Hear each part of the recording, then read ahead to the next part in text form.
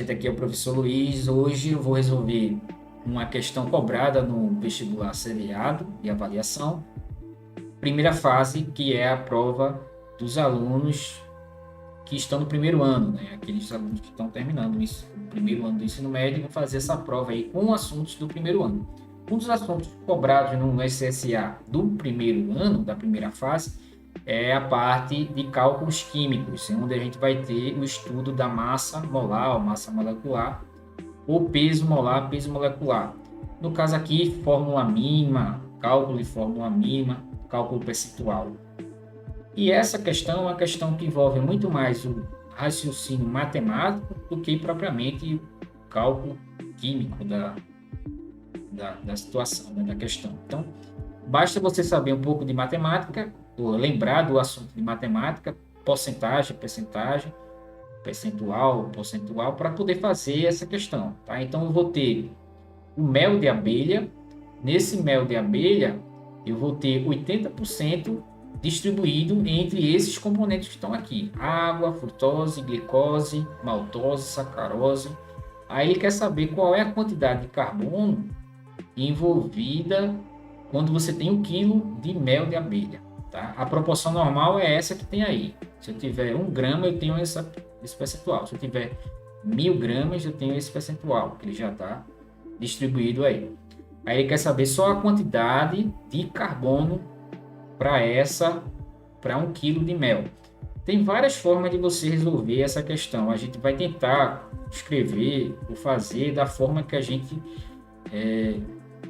conseguiu fazer e tentar mostrar que não é tão complicado, da forma que a gente entende que seja menos complicado. Mas tem N forma de fazer essa questão, tá? Talvez tenha outras formas menos complicadas, mas essa foi a que a gente escolheu para fazer, que a gente percebeu que poderia ser menos complicado, tá? Então, tem várias formas de fazer essa questão e a gente escolheu aquela que a gente achou mais adequado, tanto para a gente entender quanto para vocês também. Então, o que a gente vai ter que fazer? Obviamente, vai ter que fazer o cálculo de massa molar, ou o cálculo também, que é a mesma coisa, cálculo de peso molar, peso molecular.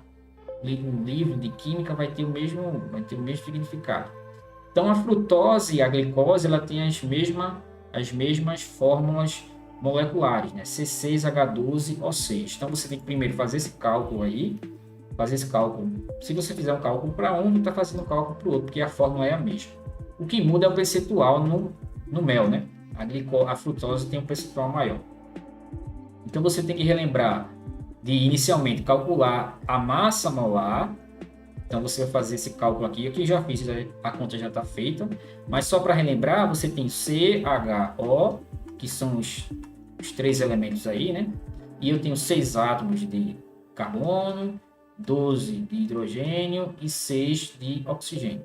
O outro dado, a outra informação, é justamente a massa atômica de cada um, que aqui é 12, a massa atômica do carbono, do hidrogênio é 1, do oxigênio é 16. Aí você faz esse cálculo e o total que vai dar é 180, aqui dá 96. Quando você fizer o cálculo aqui, vai dar justamente 8, 9, 18, vai dar 180 G/mol, tanto para a frutose quanto para a glicose. Tá? Aí você vai fazer o mesmo cálculo para sacarose e maltose, porque elas também têm a mesma forma. Se você fizer para um, faz para outro automaticamente, porque é o mesmo. Tá? Então vai dar 342. Sim, aí a partir desse valor você vai encontrar o percentual de carbono em cada um deles. O percentual de carbono na frutose, levando em consideração a massa molar, é o mesmo para a glicose, porque é 6 em um e 6 na outra. Tem 6 carbonos em um, 6 na outra. Agora vai mudar o percentual lá no mel, né? Já que um vai ter um percentual maior do que o outro. Mas no final vai dar a mesma coisa, porque a quantidade é a mesma. No caso de 6 carbonos. E fazer o mesmo cálculo para sacarose e maltose, já que a gente precisa só fazer uma vez, porque aqui é 12 e aqui é 12. Tá? Então, qual é o percentual de carbono em cada um desses, né? São 4, então você tem que fazer 4 vezes a conta, 4 vezes o cálculo. Como é que eu faço esse cálculo para saber o percentual de carbono? Você tem que pegar a massa molar do carbono, nesse aqui, que a gente tem aqui, ó, a massa molar do carbono vale 72, divide esse valor pelo total que você está fazendo o cálculo, no caso 180 para frutose e para glicose. Para sacarose é 342 e a massa é diferente. E multiplica por 100%. Aí você vai obter um valor em percentual do carbono, que eu acho que vai dar em torno de 40%. Então você tem 40% de frutose, ou melhor, 40% de carbono na frutose, você tem 40% de carbono na glicose, aí você vai fazer esse mesmo cálculo para sacarose e maltose, para saber qual é o percentual de carbono na sacarose e na maltose. É um cálculo de matemática. Vou fazer aqui, mostrar aqui, para ver como é que vai dar esse passo a passo. Então, primeiro você faz o percentual de carbono em cada um dos componentes, cada um dos compostos, dos açúcares, né? A frutose vai dar 40% de carbono. Você poderia calcular também do hidrogênio e do oxigênio, mas não precisa, porque ele só quer saber qual é o percentual de carbono no mel, em 1 kg de mel. Qual é 1 kg ou 1 tonelada? É 1 kg de mel, que vai dar 1000 gramas. Né? Então vai dar 40% de carbono na frutose. Né? De 180 eu tenho 72 gramas por mol, de 180 gramas por mol, que é a massa molar da frutose, 72 gramas é de carbono. Eu só estou prestando atenção no carbono porque ele está querendo só saber do carbono. Aí, na sacarose também vai dar a mesma coisa, vai dar 40, ou melhor, na glicose e frutose o valor é o mesmo, é 40.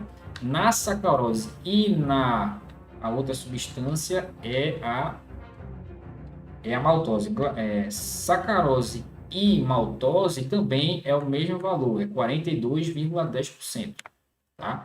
Porque a sacarose e a maltose têm a mesma massa molar, 342. E também tem o mesmo valor da massa do carbono, que é 144. Então, para saber o percentual de carbono, pega o 144, multiplica por 100% e divide por 342. Isso vai dar 42,10%. Aí vem a parte mais difícil, que talvez seja a parte mais complicada dessa conta todinha aí, que é você saber fazer as ponderações, né? Fazer a ponderação para cada um percentual.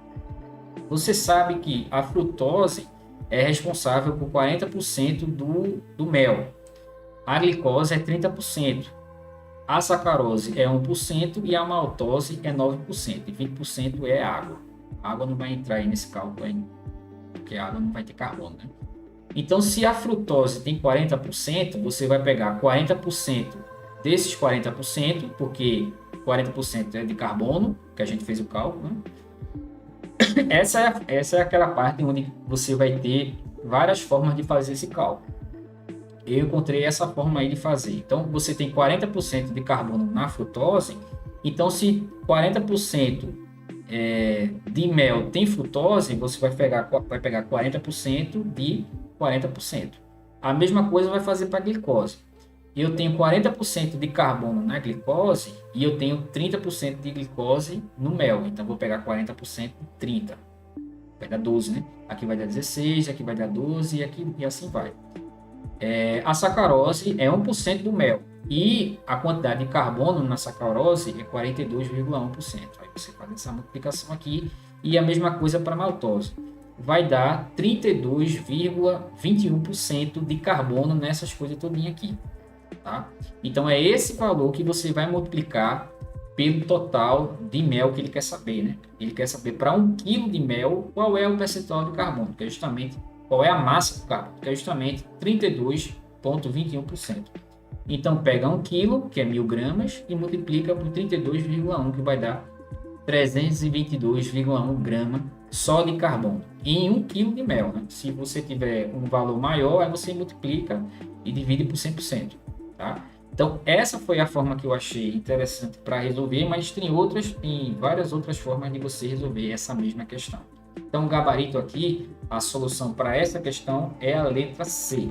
Eu espero que vocês tenham entendido essa forma de resolver essa questão e a gente volta aí numa próxima com uma outra questão sobre o vestibular seriado aí. Tem um contato, tem o Instagram e tem o site para você acompanhar aí. Até a próxima.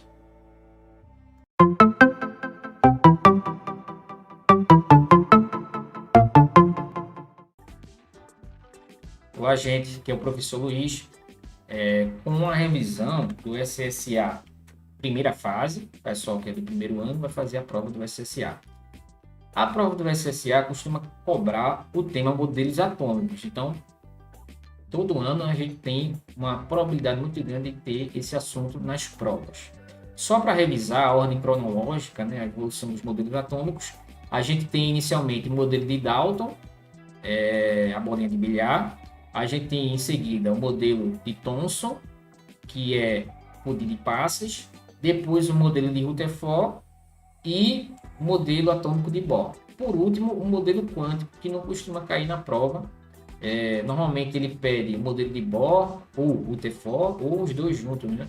Rutherford e Bohr, já que a diferença com relação ao modelo é muito pouca, a evolução é muito pequena, mas contribuiu bastante para o conceito que a gente tem sobre átomo. Então, tem esses 4 modelos principais e o modelo quântico, tá? O modelo atômico quântico, que costumam cair na prova. Então, vamos tentar fazer uma revisão breve, rápida, de alguns conceitos que podem cair na prova do Enem, do SSA e também do Enem, né?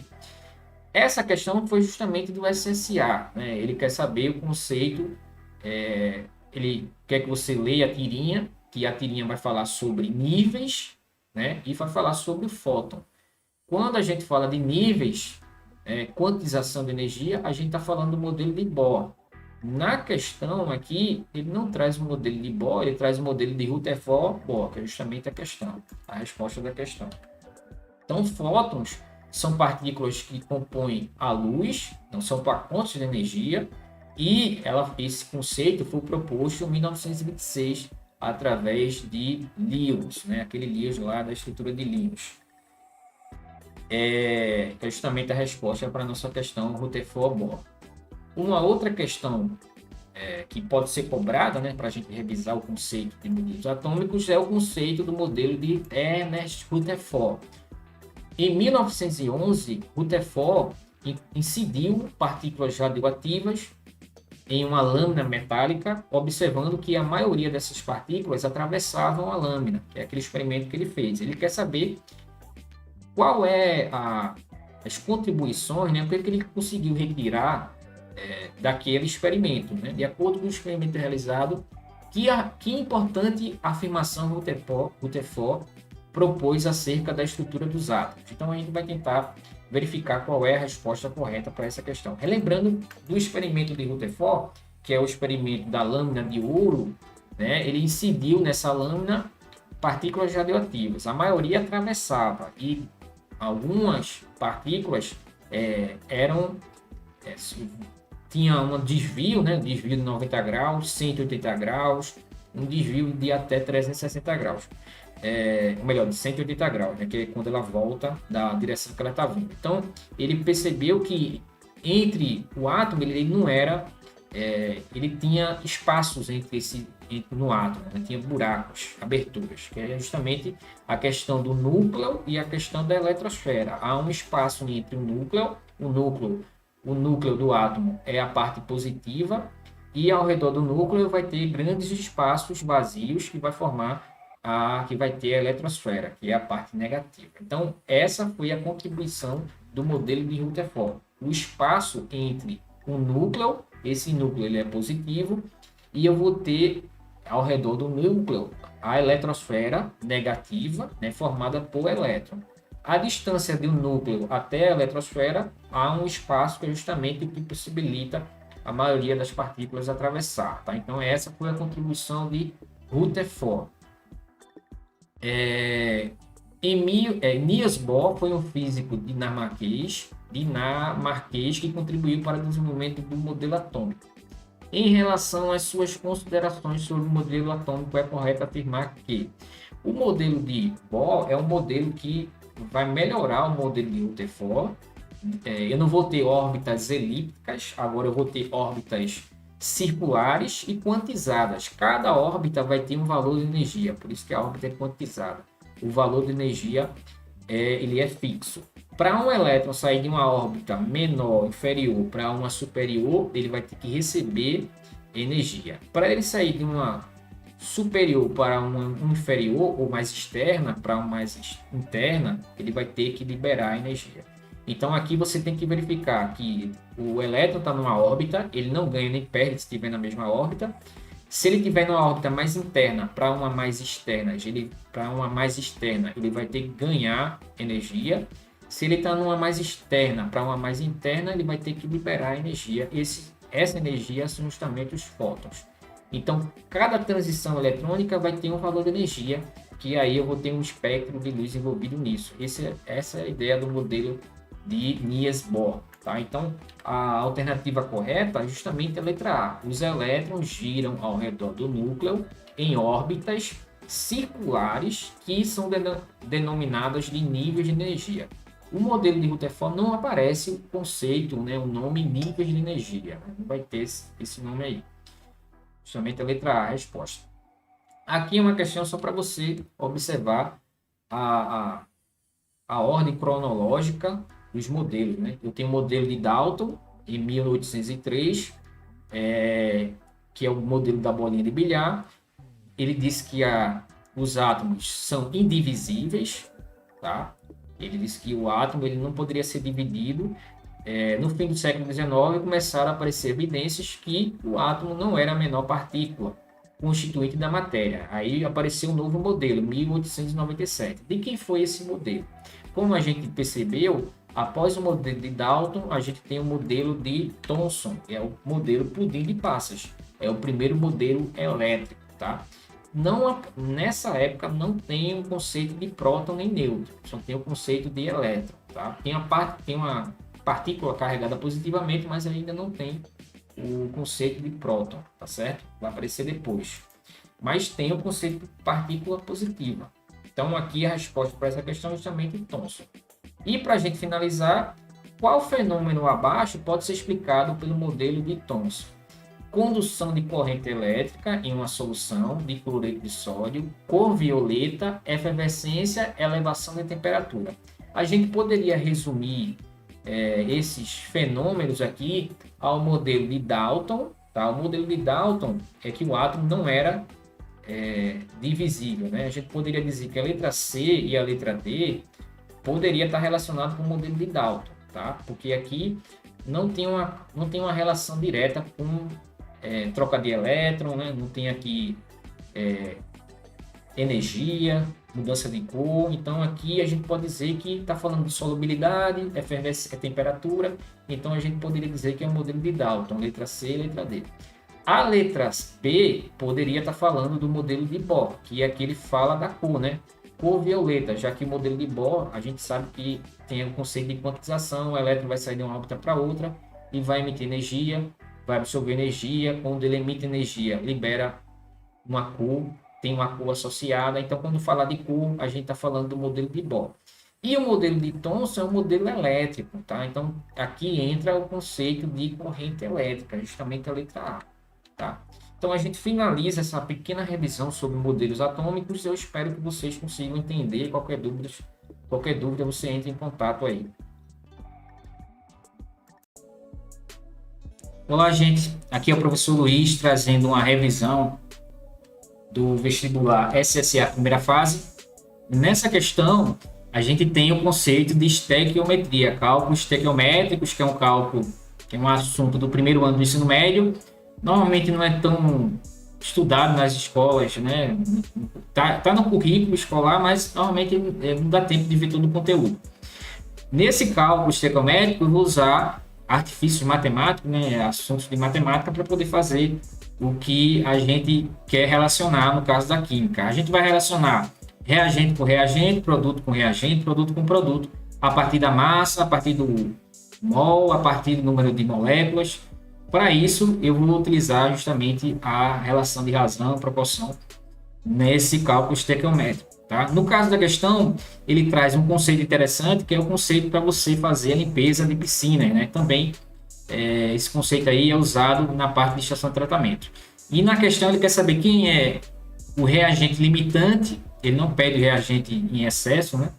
E qual é a massa de hidróxido de alumínio formada. A questão simples, a ideia é simples de você encontrar a resposta. No entanto, tem algumas coisas que você precisa fazer antes de fazer os cálculos. E a primeira coisa que a gente vai fazer, no caso dessa questão, para encontrar quem é o reagente limitante, qual é a massa de hidróxido de de alumínio formado é a definição, né? Definição de cálculo estequiométrico é a parte que vai relacionar quantidade em massa ou mol de reagentes ou produtos de uma reação química, e eu vou ter também a questão do mol, né? O mol, que é a unidade de quantidade de matéria, tá certo? E fazer a devida proporção. Reagente limitante é aquele que limita a quantidade de produto que vai ser produzido na reação. Significa dizer que o reagente limitante é totalmente consumido na reação. Então, o reagente limitante é aquele que, vamos dizer assim, tem menor quantidade do que reagente em excesso. Todos os reagentes que sobraram, são considerados reagente em excesso. Então, vai ter o reagente limitante e o reagente em excesso. Mas na questão, eu só quero saber o reagente limitante. Um exemplo disso é quando eu tenho 5 parafusos e 12 porcas. Então, tem um que tem mais do que o outro. O que tem mais é o que vai sobrar dele, né? Vai estar em excesso. O que tem menos é o reagente limitante. Porque só tem 5 parafusos, então ele só vai poder utilizar 5 porcas. Então, os parafusos aí nesse exemplo seria o reagente limitante. Então, a primeira coisa que você vai precisar identificar na equação, na questão, é se estão balanceados, né? Se a equação está balanceada. Para verificar isso, você olha os coeficientes e analisa a quantidade de átomos antes da reação e após a reação. Tá? No caso aí, a equação já está balanceada. Se você verificar, eu tenho o sulfato de alumínio, que é esse primeiro aqui, eu tenho um mol, né? Esse aqui é o chamado de sulfato de alumínio, é um sal, tá? Esse sulfato de alumínio, aqui na frente dele não tem nada, mas eu sei que aqui tem um mol. Aqui é o hidróxido de cálcio, uma base, tem 3. E aqui o sulfato de cálcio, que tem 3 mol. E aqui o hidróxido de alumínio, que tem 2 mol, que já está balanceado. Quando você fizer as contas aqui e comparar, vai dar tudo, a quantidade antes é igual à quantidade depois. E você tem que encontrar a massa molar, porque não é fornecido, só é fornecida a massa atômica. Então você primeiro calcula a massa molar desse aqui, do hidróxido de cálcio, esse aqui não vai precisar, e do hidróxido de alumínio. Você calcula a massa molar dos 3. Eu já fiz aqui o cálculo, deu 342 para o hidroxsulfato de alumínio. Para você lembrar como é que faz, você coloca os 3 átomos aqui, ó, Al, enxofre e oxigênio. O Al é alumínio, né? Na questão é dada a massa atômica dele, que é 27. Aqui é 32 e aqui é 16. A massa atômica normalmente é dada em valores inteiros, não vem uma vírgula aqui. Então, esse vírgula 15 foi quando você vê o valor exato, né? Vamos dizer assim. O alumínio aqui, ele tem 2, então aqui você coloca um 2 e faz 27 vezes 2, que dá 54. O enxofre, que é o S, ele tem 1 aqui dentro, só que fora dos parênteses tem um 3, e esse 3 vai multiplicar 1. Então aqui vai ficar 3, vai dar um total de 96. E o oxigênio aqui tem mais, né? Tem 12. E aqui vai dar 176, se não estou enganado. 12 vezes 16, não, 192. Vai dar 192. Quando você passar a régua e somar os 3, vai dar 342. Pronto. A ideia inicial é você verificar se está balanceado. E no caso aqui, a gente precisou calcular a massa molar. Em questões de estequiometria, às vezes você não precisa fazer o cálculo de massa molar, mas normalmente precisa. Você pode fazer a relação com mol e depois achar o que vem sendo perguntado. Nessa questão, por exemplo, você poderia achar o mol, mas sairia um pouquinho mais complicado de entender, né? Mas daria para fazer. Então, a gente já tem a massa molar, então a partir da massa molar, a gente vai fazer a relação matemática entre hidróxido de cálcio e sulfato de alumínio. Vou colocar ele aqui para facilitar. Então, eu tenho o sulfato de alumínio, SO3, e o hidróxido de cálcio. Vou fazer só entre esses dois aqui a relação. Aqui eu tenho 1 mol, então eu tenho 342 gramas. Está para 3 mol vezes 74. Esse 74 é a massa do hidróxido de cálcio, tá? A massa molar dele, que eu já fiz o cálculo antes e já achei esse valor. Embaixo do 342 eu vou colocar 500. Da onde eu tirei o 500? O 500 vem no enunciado da questão, porque ele diz na questão que ele, quando vai fazer a limpeza da piscina, utiliza 500 gramas desse daqui e 500 gramas desse aqui. Só que ele quer saber se essa proporção é de 1 para 1, se os 500 daqui vão reagir com esses 500.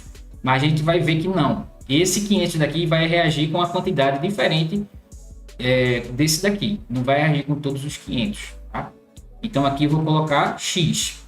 Você poderia começar fazendo essa proporção trocando, né? Aqui colocaria 500 e aqui poderia colocar o X para fazer e achar quem é que está em excesso e quem é que está limitando. Quando você faz a proporção aqui, 342 vezes X, 3 vezes 74 vezes 500, vai ficar 342x igual a 500 vezes 3 vezes 74. X é igual a 500 vezes 3 vezes 74 sobre 342. O valor que vai dar aqui vai ser igual, eu estou fazendo aqui para não errar, 74, mas na prova você não vai poder usar a calculadora, vai dar 324. Então, ele não vai reagir com o total, né? Ele não vai reagir com os 500, ele só vai reagir com 342. Então, a gente já sabe que o sulfato de alumínio é aquela substância que está limitando, porque ela só vai reagir com 342 de hidróxido de cálcio, tá? Aí você poderia repetir esse mesmo cálculo e trocar, né? Faria o cálculo inverso, colocaria 500 desse lado e X aqui, para saber o quanto de sulfato de alumínio o hidróxido de cálcio precisaria para reagir. Tá? Então a gente já sabe que 342 é a quantidade de hidróxido de cálcio que vai reagir. Então vai sobrar 500 gramas, sobrou, né? A sobra do hidróxido de cálcio. O que é que vai sobrar? Qual é a quantidade que vai sobrar? Qual é a massa? A massa que vai sobrar vai ser 500 menos 342. Então vai ser igual a 100, deixa eu ver aqui quanto dá, 175 aproximadamente, 175 gramas, vai sobrar desse aqui. Então esse aqui está em excesso, porque ele não vai reagir com o total de sulfato de alumínio. Tá? Então a ideia para essa questão é primeiro ver a massa molar, ver se está balanceado, acha a massa molar e depois acha a proporção de um para outro, se vai realmente reagir os 500 de um lado com 500 do outro lado. No caso aí, não vai reagir com os 500 gramas de hidróxido de cálcio, só vai reagir com 342. Vai sobrar aproximadamente 175,43 para a gente fazer esse cálculo aqui. Acho que tá estranho. 500, 342 é 158, né? Tem nada a ver. 158 aqui, acho que eu dei errado. Aqui não é 175 não, aqui é 158, ó. Aí errando aqui. 158. Esse valor aqui de 158 é o valor que está em excesso de hidróxido de cálcio, tá? Pronto, a gente já sabe quem é o reagente limitante. O reagente limitante é quem vai limitar a reação, que é esse aqui, sulfato de alumínio. Agora, qual é a quantidade de hidróxido de alumínio que a gente vai precisar, que vai ser produzido, né, com esses 500 gramas de sulfato de alumínio? Então, para fazer essa relação, você precisa da massa molar do hidróxido de alumínio e fazer a relação aqui. Então, reescrevendo aqui o sulfato de alumínio está para 2 mol de hidróxido de alumínio. Então, aqui vai ficar 342, não vou precisar colocar aquela vírgula aqui, grama. Aqui vai ficar 2 vezes a massa do hidróxido de alumínio, que é 78. Aqui vai ficar 500, porque ele quer saber qual é a quantidade que vai ser produzida aqui. E aqui vou fazer aquela mesma relação, né? Vai ficar 2 vezes 78 vezes 500 sobre 342. O valor que vai dar aqui, fazendo essa conta, usando a calculadora para não errar, na prova você não vai poder usar a calculadora, 342 vai dar 228,07. Não tem um valor quebrado inteiro não. Tem o valor total, né, com vírgula. Só tem esse 228, que é justamente a resposta. Vai ser produzido 228 gramas dessa substância aqui, o hidróxido de alumínio. Então a gente já consegue encontrar a resposta. A resposta vai ser a letra B. Então, para essa questão, a gente precisaria lembrar da questão da definição de estequiometria, quem é o reagente limitante. A gente não precisa da quantidade de que está em excesso, que é o hidróxido de cálcio, né? Está 158 gramas em excesso. E depois a gente precisou do conceito de massa molar, né? Massa atômica, que são esses valores que são fornecidos na prova. Tá? Se ele deu esse valor de massa atômica, é porque a questão não vai ser tão complexa, né? Vai precisar usar o braço aí, fazer os cálculos, mas ela não vai ser tão complexa. Mas se ela vinha pedindo uma coisa mais complexa, ela já dá a massa molar para você não perder tanto tempo assim. Nessa questão a gente teve que perder um tempinho, porque a gente precisou fazer esse cálculo de massa molar para poder encontrar a relação e a proporção entre as massas aí de cada um. Tá certo? Então, essa parte aí realmente é um pouquinho mais trabalhosa, que envolve matemática com química, e dê essa revisada aí, dê uma olhada novamente, porque certamente vai vir uma questão cobrando essa parte de estequiometria, que normalmente ela não é tão trabalhada nas escolas. Uma questão ou outra, mas a gente não tem assim um conteúdo assim trabalhado de forma plena e inteira no ensino médio, né? A gente vê isso mais depois, quando a gente está estudando para o vestibular. Mas você tem aí um tempinho para dar uma revisada e uma olhada e pegar as dicas aí para poder resolver essa questão, tá? Então, essa questão, letra D, o sulfato de alumínio, e a gente volta aí numa próxima com mais uma questão aí de SSA, primeira fase. Até mais.